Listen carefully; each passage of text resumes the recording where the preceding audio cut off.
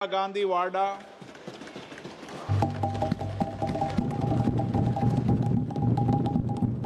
अध्यक्ष महोदय जी, आपने आज मुझे इस चर्चा में भाग लेने का मौका दिया, इसके लिए मैं आपको धन्यवाद देती हूं। आज जिस विषय पे हम चर्चा कर रहे हैं वह केवल एक विषय नहीं है, भारत की आत्मा का एक हिस्सा है।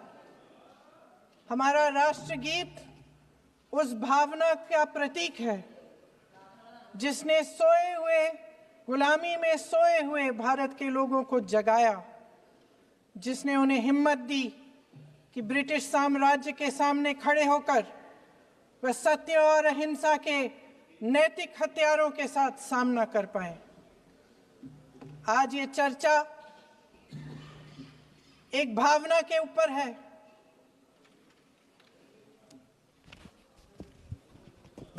और जब हम वंदे मातरम का नाम लेते हैं तो वही भावना हमारे दिल में उजागर होती है।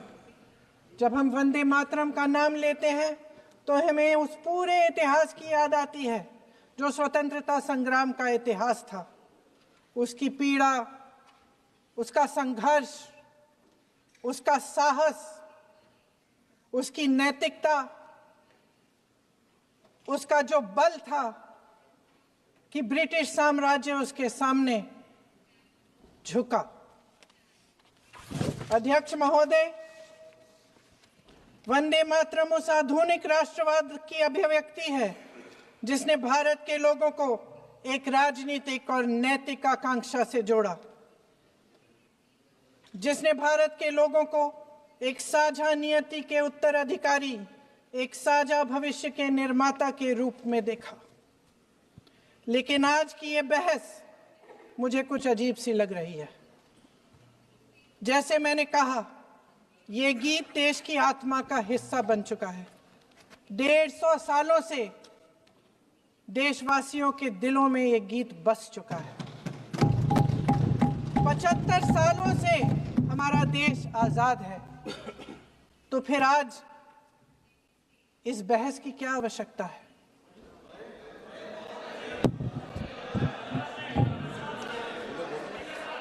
हमारा यहाँ मकसद क्या है? जनता से हमें दिया गया दायित्व, जनता का विश्वास, उनके प्रति हमारी जिम्मेदारी, हम किस तरह से इसका इस्तेमाल कर रहे हैं, हमें ये सोचना चाहिए। क्योंकि अब इस मोड़ पर हम इस सदन में अपने राष्ट्रगीत पर भी बहस करेंगे। आपने बहस मांगी है, आपने बहस मांगी है। आप तो इलेक्टोरल रिफॉर्म्स की बहस नहीं मांग रहे थे कि जब तक हम इस पर बहस नहीं करेंगे तब तक उस पर बहस नहीं होगी। इसकी वजह क्या है? इसकी वजह क्या है? हम आज यहाँ ये बहस क्यों कर रहे हैं? हमारा राष्ट्रगीत है, इस पर क्या बहस हो सकती है? हम ये बहस यहाँ आज 2 वजहों से कर रहे हैं। पहला कि बंगाल का चुनाव आ रहा है, हमारे प्रधानमंत्री अपनी भूमिका निभाना चाहते हैं उसमें। और दूसरी वजह ये है, ये मकसद है, पुरानी मकसद इनकी, अध्यक्ष महोदय, कि जिन्होंने स्वतंत्रता की लड़ाई लड़ी, जिन्होंने देश के लिए बड़ी बड़ी कुर्बानियां दी, उन पर सरकार नए आरोप लादने का मौका चाहती है। देश का ध्यान फिर से जनता के ज्वलंत मुद्दों से भटकाना चाहती है। यही एक मकसद है आपका मकसद है कि हम फिर से उसी अतीत में मंडराते रहें, उसी की तरफ हम देखते रहें जो हो चुका है, जो बीत चुका है। क्योंकि ये सरकार वर्तमान और भविष्य की ओर देखना ही नहीं चाहती, वे इस काबिल ही नहीं रही। सच्चाई ये है अध्यक्ष महोदय कि आज मोदी जी वह प्रधानमंत्री नहीं रहे जो एक समय में थे। सच ये है कि ये दिखने लगा है, उनका आत्मविश्वास घटने लगा है, उनकी नीतियां देश को कमजोर कर रही हैं। और मेरे सत्ता पक्ष के साथी चुप इसलिए हैं क्योंकि अंदर अंदर से वे भी इस बात से सहमत हैं। आज देश के लोग खुश नहीं हैं अध्यक्ष महोदय, परेशान हैं, तमाम समस्याओं से घिरे हुए हैं, तमाम समस्याओं से घिरे हुए हैं और उन समस्याओं का हल आप निकाल नहीं रहे हैं। हाँ ठीक है, उसका भी बोल लेंगे, समय आएगा तो उसका भी बोल लेंगे, बल्कि कल समय आ रहा है, चुनाव पे चर्चा होगी, उस पे भी बोलेंगे। अध्यक्ष महोदय, इनके भी अपने लोग दबी जबान में कहने लगे हैं कि सारी सत्ता को केंद्रित करने से देश का नुकसान हो रहा है। इस बीच अगर हम अतीत की बातें नहीं करेंगे तो कौन सी बातें करेंगे? ये किसी और बात के काबिल ही नहीं है, सिर्फ ध्यान भटकाना है जनता का। इसलिए आज हम वंदे मातरम पर चर्चा कर रहे हैं। वंदे मातरम देश के कण कण में जीवित है, इस पर बहस नहीं हो सकती। लेकिन चलिए, आपने बहस मांगी, आप बहस करना चाहते हैं, बहस करते हैं। आज इस चर्चा को प्रधानमंत्री जी ने शुरू किया, उन्होंने भाषण दिया और इसको कहने में कोई झिझक नहीं है कि भाषण अच्छा देते हैं, थोड़ा सा लंबा, लेकिन भाषण अच्छा देते हैं। सिर्फ एक कमजोरी है, अगर आप इजाजत दे तो मैं बोलूं, एक कमजोरी है। हाँ, उसी पे बोल रहे हैं, वंदे मातरम पे बोलो आप। अब सर मैंने तारीफ कर ली, आज थोड़ा आज विषय वंदे मातरम का है तो हम वंदे मातरम पर ही रखें, ठीक रहेगा सर? ये वंदे मातरम पे ही है। सर, आपने प्रधानमंत्री जी को सुना था, अब तो शुरू नहीं हुए। सर भाषण बहुत अच्छा देते हैं, लेकिन तथ्यों के मामले में कमजोर पड़ जाते हैं। बहुत कमजोर। इसमें भी एक कला होती है कि तथ्यों को किस तरह से जनता के सामने रखा जाए। मैं तो नहीं हूं, जनता की प्रतिनिधि हूं, कलाकार तो नहीं हूं। इसीलिए मैं भी सदन के सामने कुछ तथ्य रखना चाहती हूं, लेकिन सिर्फ तथ्य के रूप में रखना चाहती हूं।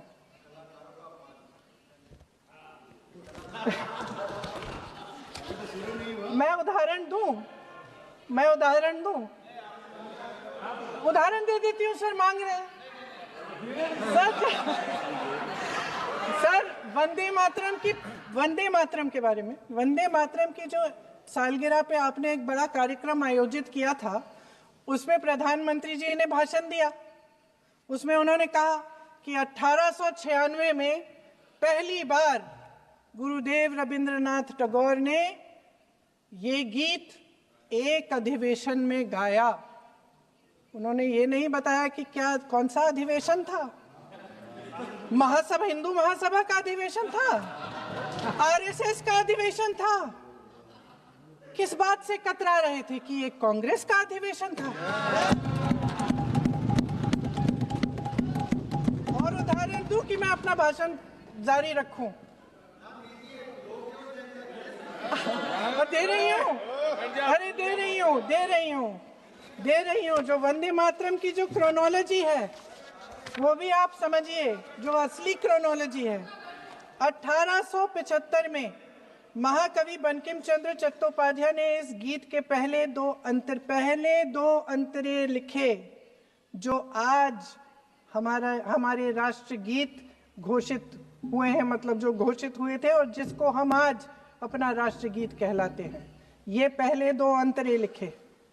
1882 में 7 साल बाद उनका एक उपन्यास प्रकाशित हुआ, आनंद मठ। उस उपन्यास में यही कविता उन्होंने प्रकाशित की, लेकिन इसमें 4 अंतरे जोड़ दिए। 1896 में कांग्रेस के अधिवेशन में गुरुदेव रविंद्रनाथ टैगोर ने पहली बार ये गीत गाया। 1905 में बंगाल के विभाजन के खिलाफ आंदोलन के समय वंदे मातरम जनता की एकता की गुहार बनकर गली गली से उठा। गुरुदेव रविंद्रनाथ टैगोर जैसे महान स्वतंत्रता सेनानी इस गीत को खुद गाते हुए बंगाल की सड़कों पर उतरे। विद्यार्थियों से लेकर किसानों तक, व्यापारियों से लेकर वकीलों तक हर कोई ये गीत गाने लगा। इस गीत की शक्ति को समझिए। ब्रिटिश साम्राज्य इसको सुनकर कांपता था और हमारे देशवासी इसको सुनकर वे मन बनाते थे, वे हिम्मत बनाते थे कि इस भयंकर साम्राज्य के खिलाफ सत्य और अहिंसा के नैतिक हथियारों को लेकर शहीद होने की तैयारी करते थे। ये गीत मातृभूमि के लिए मर मिटने की भावना को जगाता है। इस गीत की शक्ति ये है, इस गीत का हमारे देश से जुड़ाव ये है। लेकिन 1930 के दशक में हमारे देश में जब सांप्रदायिक राजनीति उभरी, तब ये गीत विवादित होने लगा। 1937 में, अब ये मैं दूसरा उदाहरण देने वाली हूँ क्योंकि प्रधानमंत्री जी ने अपने भाषण में इसका उल्लेख किया और गलत किया, इसीलिए मैं इसके जो सच्चे जो तथ्य हैं वो आपके सामने रख रही हूँ। 1937 में नेताजी सुभाष चंद्र बोस कांग्रेस का अधिवेशन कलकत्ता में होने जा रहा था, उसका आयोजन कर रहे थे। तो जो मोदी जी ने पत्र सुनाया सदन में 20 अक्टूबर का और कहा कि जवाहरलाल नेहरू जी ने नेताजी को ये चिट्ठी लिखी और ये कहा कि इस पर चर्चा होनी चाहिए, उससे पहले 3 दिन पहले नेताजी सुभाष चंद्र बोस ने पंडित जवाहरलाल नेहरू को एक चिट्ठी लिखी थी जिसका जिक्र आपके प्रधानमंत्री ने नहीं किया। और इस चिट्ठी में सुन लीजिएगा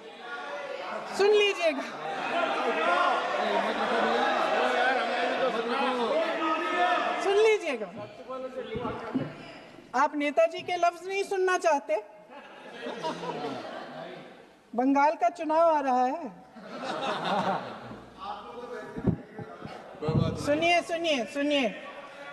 सुनिए। हाँ, कोई बात नहीं, हम तो देश के लिए हैं। हम देश के लिए हैं, आप चुनाव के लिए हैं, हम देश के लिए हैं। हम जितने भी चुनाव हारे, हम यहाँ बैठे रहेंगे और आपसे लड़ते रहेंगे और आपकी विचारधारा से लड़ते रहेंगे। अपने इस देश के लिए, अपनी इस मिट्टी के लिए लड़ते रहेंगे। आप हमें रोक नहीं सकते।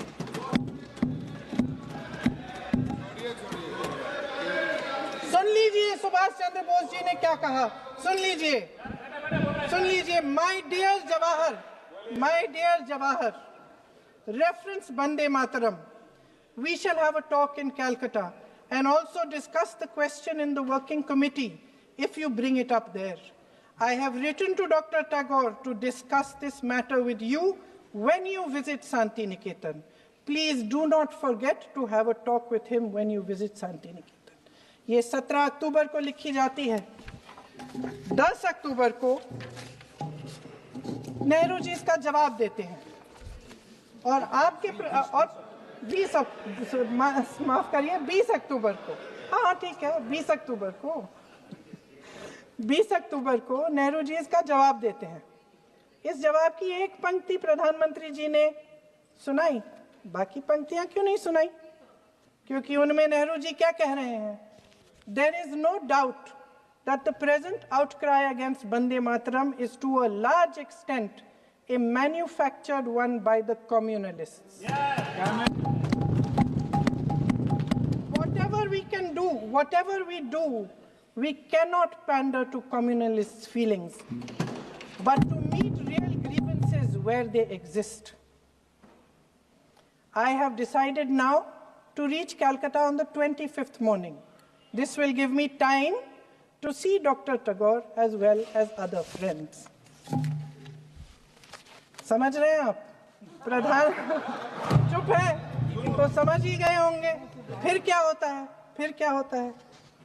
फिर नेहरू जी कलकत्ता जाते हैं और गुरुदेव जी से मिलते हैं और उसके अगले दिन गुरुदेव जी एक चिट्ठी लिखते हैं जिसमें वो लिखते हैं, अंग्रेजी में चिट्ठी है, उसका एक अंश मैं आपको हिंदी में बता देती हूँ, जिसमें गुरुदेव जी कहते हैं कि जो 2 अंतरे हमेशा गाए जाते थे उनका महत्व इतना गहरा था कि उस हिस्से को कविता के शेष हिस्से तथा पुस्तक के उन अंशों से अलग करने में उन्हें कोई कठिनाई नहीं थी। उन्होंने ये कहा कि स्वतंत्रता संग्राम में हमेशा से वही 2 अंतरे ही गाए जाते थे और उनको गाते हुए कुर्बानी देने वाले सैकड़ों शहीदों के सम्मान के लिए उन्हें ऐसे ही गाना उचित रहेगा। उन्होंने यह भी कहा कि बाद में जोड़े गए अंतरों का सांप्रदायिक मायना निकाला जा सकता है और उस समय के माहौल में उनका इस्तेमाल अनुचित होगा। इसके बाद 28 अक्टूबर 1937 में कांग्रेस की कार्य समिति ने अपने प्रस्ताव में वंदे मातरम को राष्ट्रगीत घोषित किया। उन्हीं दो अंतरों को कार्य समिति की बैठक में महात्मा गांधी जी, नेताजी सुभाष चंद्र बोस, पंडित नेहरू, आचार्य नरेंद्र देव जी, सरदार पटेल जी, गुरुदेव रविंद्रनाथ टैगोर जी सब मौजूद थे। इस प्रस्ताव के ये सभी महापुरुष इस प्रस्ताव से सहमत थे। आगे क्या होता है ये भी सुना लूं। भारत की आजादी के बाद जब इसी गीत के इन्हीं 2 अंतरों को 1950 में डॉक्टर राजेंद्र प्रसाद जी ने संविधान समिति में भारत का राष्ट्रगीत घोषित किया, तब लगभग यही महापुरुष मौजूद थे। इनके साथ साथ B.R. अम्बेडकर जी भी सभा में थे और इनके साथ साथ मेरे सत्ता पक्ष के साथियों के नेता श्री श्यामा प्रसाद मुखर्जी भी मौजूद थे। वही 2 अंतरे राष्ट्रगीत घोषित किए। किसी ने कोई आपत्ति जारी नहीं की, कोई आपत्ति नहीं जताई। वैसे इन तथ्यों के साथ जुड़ा एक और तथ्य भी है जो मैं यहाँ पे आपके सामने रखना चाहती हूँ। आज हम अपने राष्ट्रगीत पर बहस कर रहे हैं, लेकिन हमारा राष्ट्रगान भी एक कविता का एक अंश ही है, एक लंबी कविता का एक अंश है। और इन दोनों राष्ट्रगीत और राष्ट्रगान के अंश को चुनने में सबसे बड़ी भूमिका गुरुदेव रविंद्रनाथ टैगोर की थी। वंदे मातरम के इस स्वरूप पर सवाल उठाना, जिसे संविधान सभा ने स्वीकार किया, न सिर्फ उन महापुरुषों का अपमान करना है जिन्होंने अपने महान विवेक से ये निर्णय लिया, मगर एक संविधान विरोधी मंशा को भी उजागर करता है। क्या सत्ता पक्ष के हमारे साथी इतने अहंकारी हो गए हैं कि अपने आप को महात्मा गांधी जी से, रविंद्रनाथ टैगोर जी से, राजेंद्र प्रसाद जी से, बाबा साहब अम्बेडकर जी से, मौलाना आजाद जी से, सरदार पटेल जी से, सुभाष चंद्र बोस जी से बड़ा समझने लग गए हैं? मोदी जी का अपने भाषण में ये कहना कि राष्ट्रगीत को एक विभाजनकारी सोच द्वारा काटा गया, उन सब महापुरुषों का अपमान है जिन्होंने अपना पूरा जीवन इस देश की आजादी की लड़ाई में झोंक दिया। वंदे मातरम को विभाजित करने का आरोप लगाकर आप पूरी संविधान सभा पर आरोप लगा रहे हैं, उसके हर एक नेता को दोषी ठहरा रहे हैं। यह हमारी संविधान सभा और हमारे संविधान का खुला वार है। और जहां तक जवाहरलाल नेहरू जी की बात है, जितनी देर हमारे प्रधानमंत्री देश के प्रधानमंत्री रहे हैं, 12 साल हो गए हैं, लगभग उतने ही सालों के लिए जवाहरलाल नेहरू जी जेल में रहे। किस लिए? इस देश की आज़ादी के लिए। उसके बाद 17 साल के लिए प्रधानमंत्री रहे। आप बड़ी आलोचना करते हैं इनकी, लेकिन अगर इन्होंने इसरो नहीं बनाया होता तो आज आपका मंगलयान नहीं होता। अगर DRDO नहीं बनाया होता तो तेजस नहीं बनता। अगर IIT और IIM नहीं बनाए होते तो हम आज IT में आगे नहीं होते। अगर एम्स नहीं बनाया होता तो हम कोरोना की जब बड़ी चुनौती का सामना कैसे करते? हाँ, वही बना कुछ भी। इसका मतलब है इस मुद्दे का जवाब नहीं है आपके पास। अगर इन्होंने BHEL, गेल, सेल, भाखड़ा नंगल ये सब नहीं बनाया होता जो आप सब बेच रहे हैं, तो ये विकसित भारत कैसे बनता? और मत कहिए बाकी पंडित जवाहरलाल नेहरू इस देश के लिए जिए, सुन लीजिए, बेच लो यार, और बाकी भी बेच देंगे जी। पंडित जवाहरलाल नेहरू इस देश के लिए जिए और देश की सेवा करते करते उन्होंने दम तोड़ा। फिर भी सुन लीजिए, मेरी एक सलाह ले लीजिए, मेरी एक सलाह ले लीजिए। सर मैं आपको आपके माध्यम से सलाह दे रहे हैं, हम छोड़ना नहीं। सर मैं आपके माध्यम से एक सलाह दे देती हूँ। हमारे प्रधानमंत्री महोदय 12 सालों से इस सदन में हैं, मैं मात्र 12 महीनों से हूँ। फिर भी छोटी सी सलाह है। उन्होंने अभी हाल ही में चुनाव था, कुछ महीनों पहले उन्होंने एक सूची निकाली थी कि विपक्षी दलों ने और विपक्ष के नेताओं ने कितने अपमान किए हैं इनके, और उसमें शायद 90-99 ऐसे उन्होंने अपमानों की सूची बनाई थी। तो मैं उनको एक छोटी सलाह देना चाहती हूँ कि नेहरू जी से जितनी भी शिकायतें हैं, जितनी भी गलतियां उन्होंने की आपके जहन में, जितनी भी गालियां देनी है, जितना भी अपमान करना है, उसकी भी एक सूची बना दीजिए। नहीं, बात खत्म नहीं है। 999 अपमान, 9,999 अपमान, सूची बना दीजिए और फिर हम एक समय निर्धारित करते हैं। जैसे हमने 10 घंटे आज वंदे मातरम पर हमने बहस किया है ना, उस तरह से हम अध्यक्ष महोदय जी से पूछेंगे, एक समय निर्धारित करेंगे, 10 घंटे, 20 घंटे, 40 घंटे, जितने घंटों में आपकी ये शिकायत पूरी हो जाए, माननीय सदस्य आप तो आप शांत हो जाए और हम बहस कर लेंगे। लेकिन इस सदन का कीमती समय, जिसके लिए हमें यहाँ पे जनता ने भेजा है, जैसे हमें जनता की समस्याओं को हल करने के लिए चर्चा करनी चाहिए, इस्तेमाल करना चाहिए, उसको एसी के लिए इस्तेमाल करिए। उसके बाद जैसे अंग्रेजी में कहते हैं ना, जैसे अंग्रेजी में कहते हैं कि once and for all let's close the chapter, close कर लीजिए। देश सुन लेगा क्या क्या शिकायतें हैं, किसने क्या किया, इंदिरा जी ने क्या किया, राजीव जी ने क्या किया, परिवारवाद क्या होता है, नेहरू जी ने कौन सी गलतियां की, सुना लीजिए, फिर खत्म। उसके बाद बेरोजगारी, महंगाई,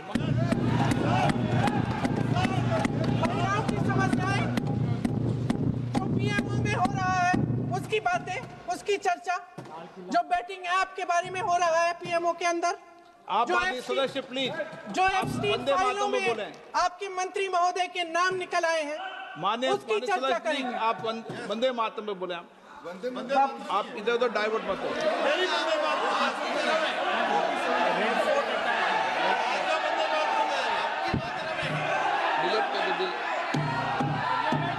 क्या हो गया? आप 1 मिनट, हाँ कर दो।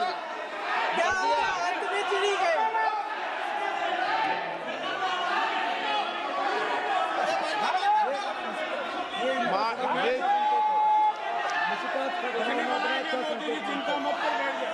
बहुत बढ़िया। माननीय आगे सदस्य, बढ़ो। 1 मिनट, माननीय सदस्य आगे बढ़ो आप महोदय, आगे वंदे बढ़ो। मातरम पर सार्थक चर्चा करें। ठीक सर, इधर उधर सर, बात डाइवर्ट मत यही हो। थी सर, संक्षिप्त में बात यही थी कोई डाइवर्ट नहीं कि होना हम चाहिए अतीत अपन में को। बातें करते रहते हैं। माननीय सदस्य नहीं, आप बिना तथ्यों के कोई बात नहीं करें। आप वंदे मातरम पे बोले उचित रहेगा।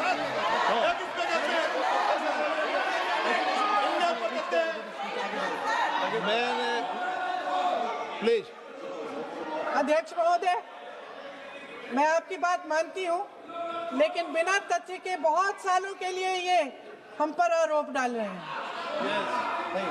हम चुपचाप सुनते हैं, इनको भी थोड़ी सी संतुलन होनी चाहिए, सुनने की थोड़ी सी हिम्मत होनी चाहिए। ये राजनीति है, हम बोलेंगे, आप वंदे मातरम बोलें। ठीक,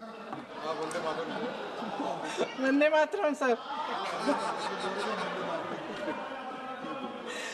महोदय, आज की ये बहस सिर्फ ध्यान भटकाने के लिए की जा रही है, क्योंकि ये सरकार इस देश के वर्तमान की असलियत छिपाना चाहती है।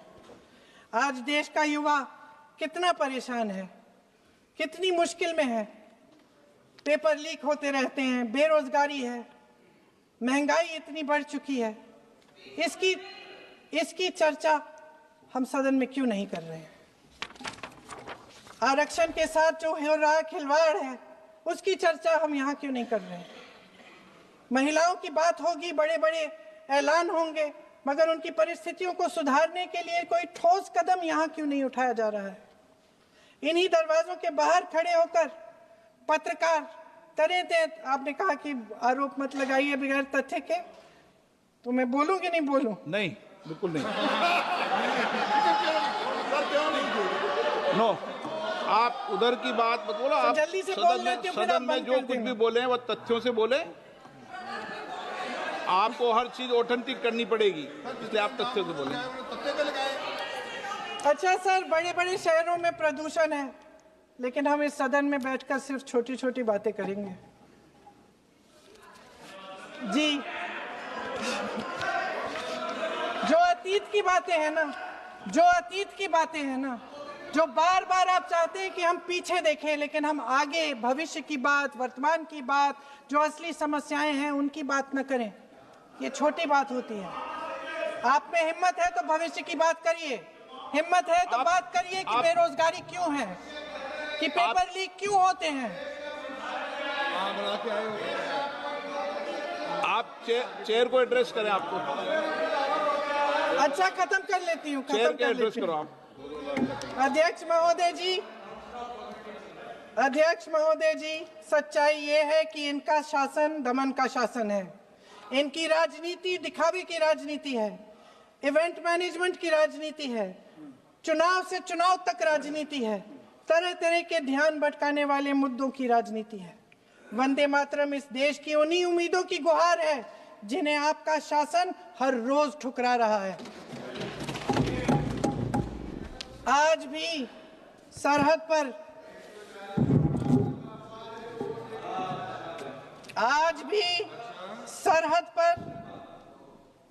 पर जवान जब दुश्मन का सामना करता है तो उसकी छाती में वंदे मातरम गूंजता है।